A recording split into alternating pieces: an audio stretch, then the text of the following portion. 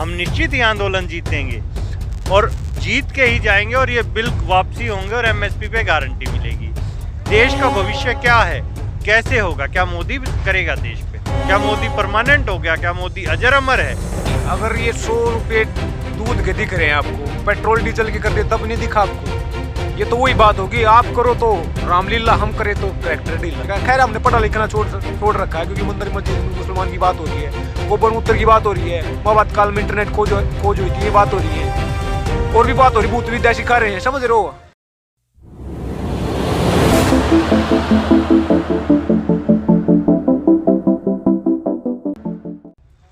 नमस्कार दोस्तों, मैं सुमित यादव। आप देख रहे हैं जनता जानना चाहती है द सुनामी पर, और एक बार फिर मैं मौजूद हूं गाज़ीपुर बॉर्डर पर। और जो मेरी कोशिश है कि लगातार गाज़ीपुर बॉर्डर से किसान आंदोलन की तस्वीरें किसानों से बातचीत करके आप तक पहुंचाने की कोशिश कर रहा हूं। आज भी मेरे साथ कुछ लोग मौजूद हैं, इनसे बात करेंगे और समझेंगे, क्योंकि 3 महीने से ज़्यादा का ये आंदोलन, लगभग 100 दिन होने वाले हैं इस आंदोलन को, लेकिन कोई दिशा, कोई भविष्य इस आंदोलन का अभी तक समझ में नहीं आ रहा है। तो कुछ लोगों से बात करेंगे और समझेंगे कि क्या स्थिति, क्योंकि ये NH-24 जो कि देश का सबसे तेज़ चलने वाला हाईवे बंद पड़ा है। इस तरीके से यहाँ पे टेंट कतार में लगे हैं, ट्रैक्टर ट्रॉलियाँ खड़ी हैं और पिछले 3 महीने से बंद पड़ा है। कब चालू होगा, क्या स्थिति बनेगी और कैसे समाधान निकलेगा?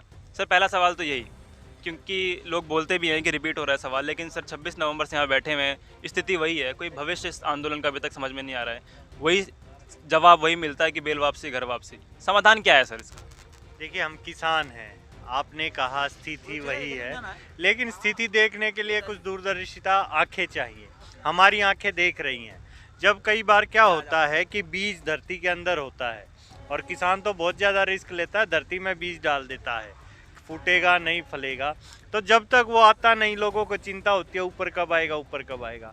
हम निश्चित ही आंदोलन जीतेंगे और जीत के ही जाएंगे और ये बिल वापसी होंगे और एमएसपी पे गारंटी मिलेगी। और आप कह रहे हैं कि इस 24 को हमने रोक रखा है। आप थोड़ा सा कहिए, कैमरा घुमाएं, हमने उस तरफ कोई टेंट नहीं लगाया हुआ है, हमने सिर्फ इस तरफ टेंट लगाया हुआ है। इस NH-24 को दिल्ली पुलिस ने, सरकार ने रोका हुआ है। सरकार किसानों को बदनाम करना चाहती है। वही सरकार जो किसानों की रोटी खा रही है, उसे ये समझ नहीं आ रहा कि किसान अपनी हक की आवाज़ उठा रहे हैं, किसान इस देश के भविष्य की आवाज़ उठा रहे हैं। देश का भविष्य क्या है, कैसे होगा, क्या मोदी करेगा देश पे, क्या मोदी परमानेंट हो गया, क्या मोदी अजर अमर है? क्यों इस देश को लोकतांत्रिक प्रक्रिया के तहत चलाया जाता है? बार बार सिर्फ 70 साल पहले देश नहीं आया, देश को हजारों साल हो गए हैं। यहाँ कुरुक्षेत्र की लड़ाइयाँ भी यहीं हुई हैं, पानीपत की लड़ाइयाँ यहाँ हुई है। देश के लिए किसानों ने जब जब जरूरत पड़ी कुर्बानियाँ दी हैं। आज़ादी की लड़ाई में सबसे ज़्यादा योगदान किसानों का था।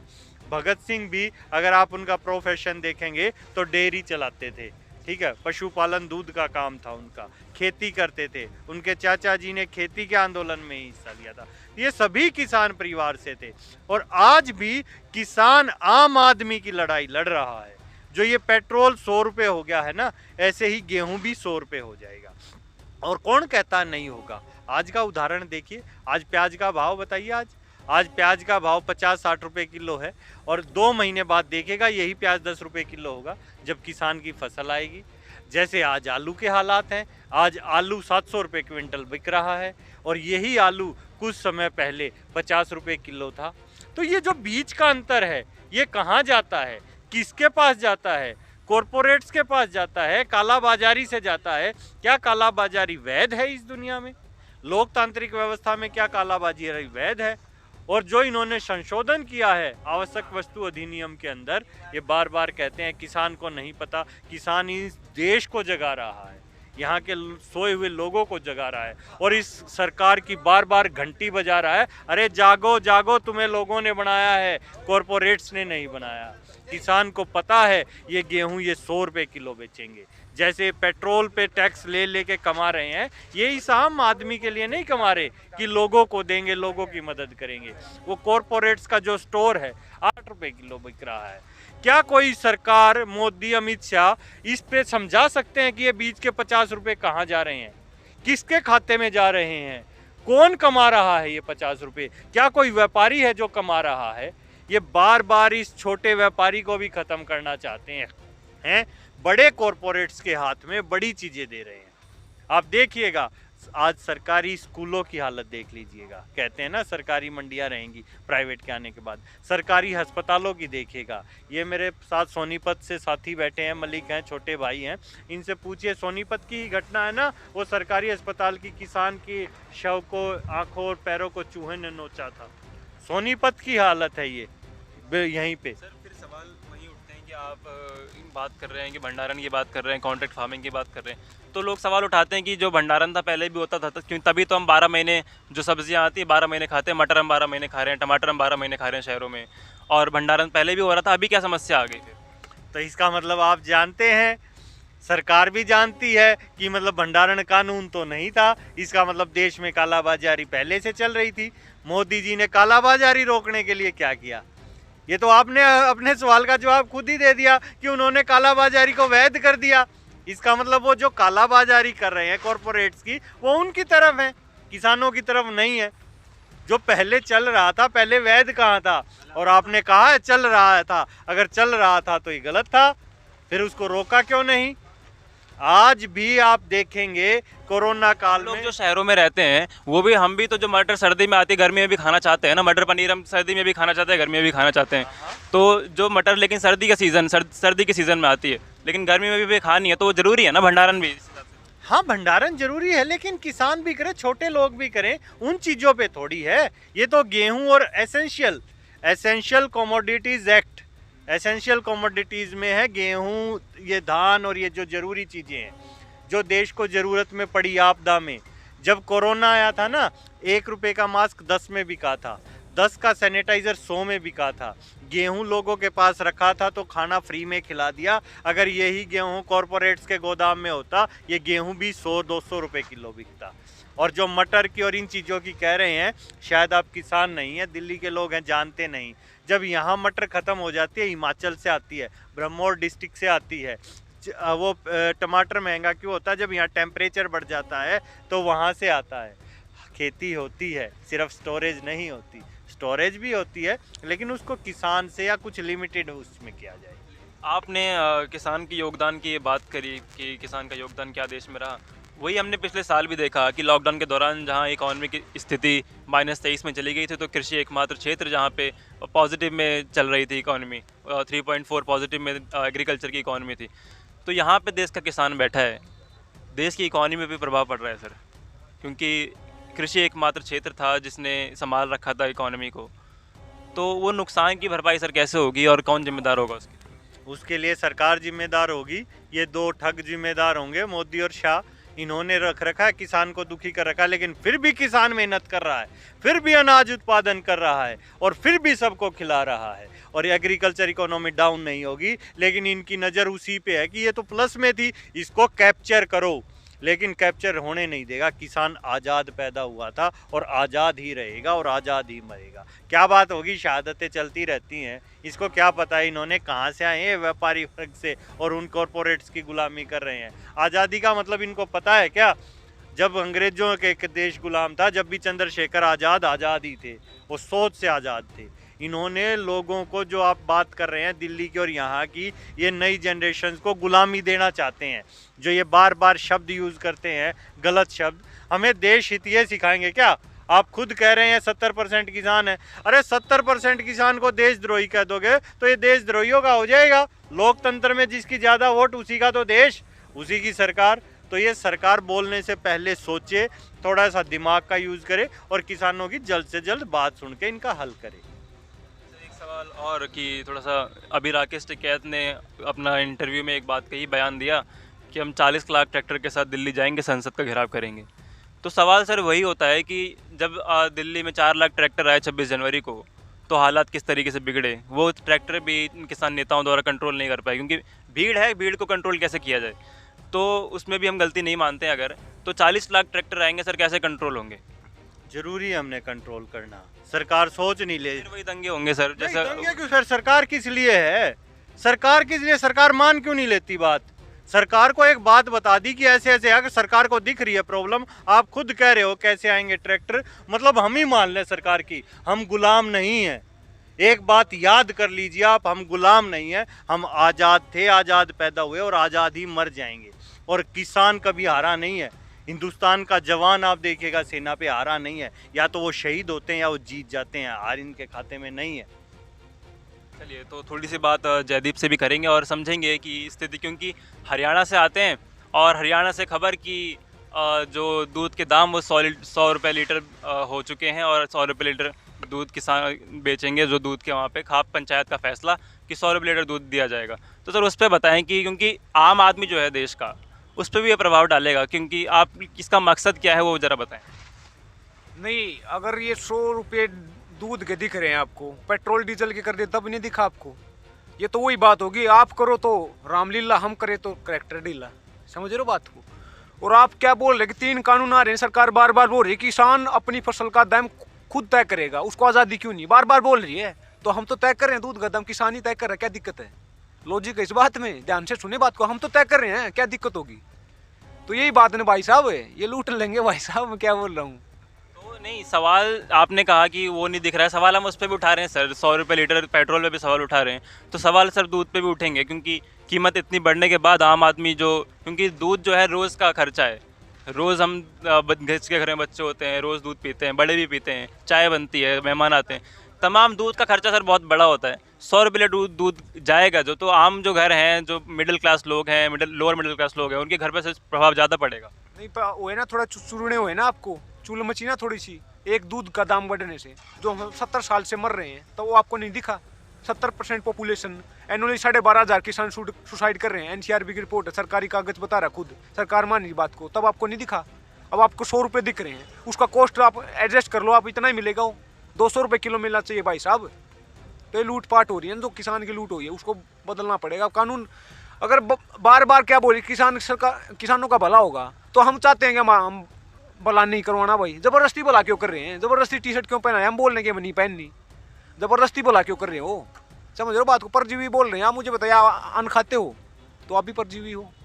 कि धरती में अन्न कैसे उगता है? जो केचुए होते हैं ना, जो छोटे छोटे वो होते हैं, जीव होते हैं, वो ज़मीन को, मिट्टी को डिकम्पोज करते हैं, उसको खाद को, पानी को, सारी चीज़ों को उसको करते हैं, तो जब तब जाके फसल उगती है। फसल सजीव होती है, मतलब लिविंग थिंग होती है, नॉन लिविंग नहीं होती, तो उसको हम खाते हैं। समझ रहे हो? ये साइकिल है। आप इकोसिस्टम पढ़ोगे ना, एनवायरनमेंट इकोलॉजी पढ़ोगे, तो उसके बारे में पता चलेगा। खैर हमने पढ़ा लिखना छोड़ रखा है, क्योंकि मंदिर मस्जिद हिंदू मुसलमान की बात हो रही है, गोबर मूत्र की बात हो रही है, महाभारत काल में इंटरनेट खोज हुई थी, ये बात हो रही है, और भी बात हो रही, भूत विद्या सिखा रहे हैं। समझ रहे हो? चाहे अगर आप वेस्टर्न वर्ल्ड में जाओ, चाइना जापान ने 7G 6G की ट्रायल शुरू कर दिए हैं, हम 4G चला रहे हैं। फोन में आजकल 4G चलता है, हम क्या बात कर रहे हैं? वहाँ पे ऑप्टिकल फाइबर, मशीन लर्निंग, ऐसी ब्बातें हो रही हैं, ब्लॉकचेन टेक्नोलॉजी, आर्टिफिशियल इंटेलिजेंस। समझ रहे हो? हमारे समझ ही नहीं आएंगे, ऐसी बातें हैं। हम कहाँ पे घूम रहे हैं देश? हम इतने दिनों से समस्या हम बात कर रहे हैं कि काले बिल कानून वापस लो, तीनों कानून वापस लो, लेकिन सर समाधान भी सोचना बहुत ज़रूरी है। सितंबर 2020 में तीनों कानून पास हुए। सरकार का मानना ये है कि ये तीनों कानून आपके भले के लिए 2022 तक आपकी आय दोगुनी हो जाएगी, लेकिन आप लोग कहते हैं कि नहीं, ये किसान को गड्ढे में डाल देंगे, किसान के काले कानून है, अच्छे के लिए नहीं है। सितंबर 2020 से पहले की भी बात करें अगर, तो किसान उससे पहले भी परेशान था। आप भी अभी कह रहे हैं 70 साल से परेशान है। तो अगर ये 3 कानून नहीं तो क्या समाधान क्या है? देखिए, एक बार क्या था कि एक देश में राजतंत्र था, राजा का तंत्र था, मतलब ये लोकतंत्र, लोगों का तंत्र। हालांकि वो तंत्र भारी है लोगों पे, हम लाइन पे लगा देंगे, वो अलग बात है। राजतंत्र, उस देश में गरीब, भूखमरी और गरीबी के कारण लोग सुसाइड कर रहे थे, सीलिंग फैन से लटक के, पंखे लटक के, फांसी लेके। तो उस देश के राजा ने क्या किया? पंखे की बिक्री बंद करवा दी। समस्या का समाधान करना था। तो आप मुझे बताइए, समस्या का समाधान क्या था? पंखा था, भूखमरी गरीबी थी? भूखमरी गरीबी थी। आज इस देश में वही हो रहा है। किसान को भाव देना था, उसकी आमदनी बढ़ानी थी। जो APMC मार्केट है ना, यार्ड है, वो जो MSP है, उसको रोबस्ट बनाना था, मजबूत बनाना था, स्ट्रॉन्ग बनाना था। वो पंखा था, वो पंखे को खत्म कर रहे हैं। अब मुझे बताने, बार बार बोल रहा हूँ मैं, सरकार मान रही है कि 12,500 किसान सुसाइड कर रहे हैं, ये MSP होने के बावजूद कर रहे हैं। सोचना तो MSP के ऊपर का था ना, सीधी सी बात है भाई, ये तो है, इसके बावजूद सुसाइड कर रहे हैं, तो ऊपर सोचा जाए कुछ। हम ना तो मैक्सिमम मांग रहे हैं, ना मीडियम मांग रहे हैं, हम तो मिनिमम मांग रहे हैं। मिनिमम भी कैसा? 2005-6 में स्वामीनाथन कमेटी की रिपोर्ट आई थी, उसने बोला था कि C2 की कॉस्ट पे MSP लागू होगा, A2 प्लस FL पे दिया जा रहा है, आज तक C2 पे भी नहीं है। तो ये तो न्यूनतम का भी न्यूनतम है, उसको भी खत्म कर रहे हैं। समझ रहे हो ना बात क्या है? कि बोल रहे हैं कि APMC में खामियां हैं, बिचौलिए पैसा खा रहे हैं, आड़ती वगैरह बहुत सारी उसमें खामियां है। मतलब उदाहरण के लिए मान लिया, आप मुझे बताया, किसी रिश्ते में दरार होती है, दरार को मिटाया जाता है, रिश्ते को, दरार को। तो अगर APMC मार्केट में खामियां हैं, तो खामियों को मिटाओ ना। APMC को क्यों खत्म कर रहे हो? ये मोनोपोली होगी भाई साहब। जियो आया, शुरू में फ्री में दिया, आज मोनोपोली है। ऐसे ये होगा, जैसे उदाहरण के लिए गेहूं का अगर 2000 रुपये MSP होगा ना, तो कंपनी 2200 देगी, सबको 2200 लेना है, कौन 2000, सबको पैसा प्यारा लगता है, समझ रहे हो। तो 2-3 साल बाद APMC मार्केट जो मंडियाँ हैं ये रिडंडेंट हो जाएंगी, खत्म हो जाएंगी, अपने आप ही मोनोपोली होगी, अपनी आप मर्जी से करेंगे। और ये अकेले किसान की बात नहीं है, ये कानून से क्या होगा कि फूड सिक्योरिटी खतरे में आएगी। तो 2013 में UPA 2 में कानून पास हुआ था, नेशनल फूड सिक्योरिटी एक्ट। उसमें जो देश की 67% पॉपुलेशन, 80 करोड़ लोगों को जो PDS के थ्रू अनाज दालें दिया जाता था ना, वो भी खतरे में आएगा। क्यों आएगा? क्योंकि कंपनी की मोनोपोली होगी। सरकार के, अब तो सरकार खरीदती है ना FCI के थ्रू, सरकार देती है, वो वहन क्यों करेंगे?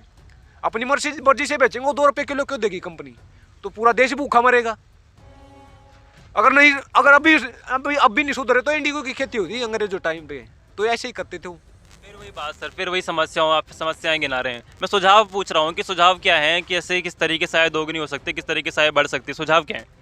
सुझाव है, एक तो नेचुरल फार्मिंग करनी पड़ेगी, जैसे मतलब क्योंकि जमीन की जो फर्टिलिटी रेट है ना, डाउन हो चुकी है।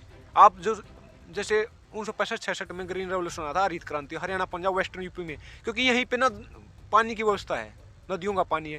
और इंडिया में टोपोग्राफी अलग तरह की है, जैसे पहाड़ हैं, पठार हैं, वहाँ पे अच्छी नहीं है खेती, मतलब ये मैदान है, गंगा प्लेन है, गंगा और सिंधु के, तो यहाँ पे अच्छी खेती होती है। यहाँ पे क्या है कि ज़्यादा जो HYV ब्रीड के होते हैं, बीज होते हैं, फर्टिलाइजर होते हैं, केमिकल होते हैं, इतने ज़्यादा मात्रा में यूज करने लगे हैं। उदाहरण के लिए 2-4 साल पहले 1 किलो में 1-2 कट्टाई खार का, मतलब एक थैली या 2 थैली खार यूरिया की खर्च की, मतलब यूज की जाती है। आजकल 5-6 हो गई है, वो बढ़ती जा रही है, क्योंकि पैदावार बढ़ानी है। किसान के घर में आए नहीं है, बेटी की शादी करनी है, बच्चों की फीस देनी, बहुत सारी समस्याएं हैं, तो उसको आय के चक्कर में उसको ज़्यादा मतलब उसकी फर्टिलिटी रेट है उसको डिस्ट्रॉय कर रहे हो ज़्यादा केमिकल यूज करके, तो उसके कारण खत्म होने जा रही है ज़मीन धीरे धीरे। तो सबसे बड़ा इशू वो है, एक तो नेचुरल फार्मिंग करनी पड़ेगी, ऊपर से जो डाइवर्सिफिकेशन है ना एग्रीकल्चर का, क्योंकि हम इंटेंसिव फार्मिंग करते हैं, 2 ही फसलें, गेहूं दान, उसको बदलना पड़ेगा। और वो बदलाव कैसे आएगा? क्योंकि हम तो पढ़े, लेकिन किसान तो अनपढ़ है बेचारा, उसका दोष नहीं है कि आप फिर बोलो कि किसान का दोष है इसमें, तो क्योंकि वो अनपढ़ है, वो पढ़ा लिखा तो अपने आप ही कर लेता, समझ रहे हो बात को। तो निकलना चाहता है खेती से, कोई भी उठा के देख लो, डॉक्टर का बेटा डॉक्टर बनना चाहेगा, राजनेता का बेटा राजनीति बनना चाहेगा, लेकिन किसान का बेटा किसान नहीं बनना चाहता इस देश में, क्योंकि मर रहा है। वो पता है कि तेरा बाप के पास पैसा नहीं, तू क्या करेगा, समझ रहे हो बात को। तो सबसे बड़ी बात है, उसको खेती को डाइवर्सिफाइड करना पड़ेगा। जो नई फसलें हैं, चाहे कुछ भी करो, मतलब वही एजुकेशन वही से आएगी, मतलब power flow from the barrel of gun. Mao Zedong ने कहा था, गन वही है, पॉलिटिशियन है, उनके पास बंदूक है, जो कहेंगे वो कर सकते हैं, इंप्लीमेंट कर सकते हैं। अब जबरदस्ती कर रहे हैं ना, बंदूक अड़ा रखी है ना, हम बैठे मान नहीं रहे, तो बंदूक वाला काम हो रहा है ना।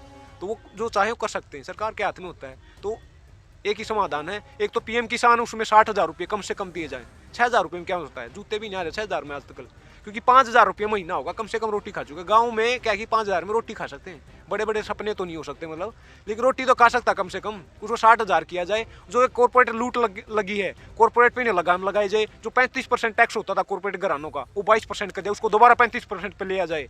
और जो वेल्थ टैक्स है वो री इंट्रोड्यूस किया जाए। वेल्थ टैक्स हटा दिया है। वेल्थ टैक्स कौन देता है? जो अमीर होता है, गरीब तो हम तो कहाँ से देंगे, तो उनका हटा दिया। सब पूंजीवादी व्यवस्था को लागू करना चाह रहे हैं, उसको हटाया जाए, कॉर्पोरेट घरानों पर टैक्स लगाया जाए। और एक गरीब आदमी के जो सोशल सर्विस होती है ना, सोशल वेलफेयर की पॉलिसी हमारे DPSP संविधान में बात की गई है, उस पर ध्यान दिया जाए। गरीब आदमी को उठाने के लिए पैसे दिए जाए, उसको एक वेलफेयर स्टेट का काम किया जाए ना। बार वही कर रहा हूँ, तो गरीब का रोटी तो मिलनी चाहिए कम से कम, इतना तो मतलब हक बनता है देश पे। एक रसिया क्रिएट ना करें। अब क्रांति आई थी मतलब वहाँ पे लेनिन के अंडर 2 क्लास थी, बुर्जुआ और प्रोलेटेरिएट, श्रमिक वर्ग और पूंजीपति वर्ग। तो वहाँ पे क्या होता है सबको पता है। 99% लोग थे देश की सड़कों पे सोते थे, रोजी रोटी कपड़ा मकान कुछ नहीं था। 1% पूरे देश को रूल करता था। तो आज वही हालात हो जाएंगे, आज नहीं तो 20 साल बाद यही होना है। तो अब ये लूट बहुत होगी। अब भगत सिंह आना पड़ेगा, क्योंकि भगत सिंह ने किसकी बात की थी? समाजवाद की बात। भगत सिंह भगत सिंह को उस समय से ना देखा कि वायलेंस करेंगे। भगत सिंह के जो विचार थे ना, भगत सिंह ने खुद कहा था कि इंकलाब में तो पिस्तौल से आता, न बम से आता, इंकलाब आता विचारों से। तो विचारों से इंकलाब आएगा। जो भगत सिंह ने समाजवाद की बात की थी ना, समाज को उठाना, गरीब को उठाना, वो समाजवाद की जरूरत है इस देश को। पूंजीवादी व्यवस्था बिल्कुल नहीं चल पाएगी। मैं ख़त्म करना चाहूँगा अपनी बात को। जब भगत सिंह को फांसी हो रही थी ना, तो उसके टाइम जाके जेलर ने पूछा था कि आप जनता को क्या संदेश देना चाहोगे, उनके वकील ने, तो उन्होंने कहा था कि पूंजीवाद मुर्दाबाद, साम्राज्यवाद मुर्दाबाद, इनकलाब जिंदाबाद। आज मैं उल्टा दूसरा थोड़ा बदल के बोल रहा हूँ कि पूंजीवाद मुर्दाबाद, इनकलाब जिंदाबाद, इनकलाब जिंदाबाद। तो दोस्तों ये वीडियो मैं इसी के साथ मैं ख़त्म करूँगा और आने वाली तस्वीरें गाज़ीपुर बॉर्डर से मैं लगातार दिखाने की आपको कोशिश करूँगा। और क्या तस्वीरें हैं गाज़ीपुर बॉर्डर की मैं लगातार दिखा रहा हूँ, तो इन्हीं तस्वीरों के साथ ये वीडियो ख़त्म करूँगा। मिलेंगे किसी और वीडियो में। किसानों के बीच से ही जुड़े रहें हमारे साथ लगातार। तब तक के लिए नमस्कार, खुश रहें, स्वस्थ रहें।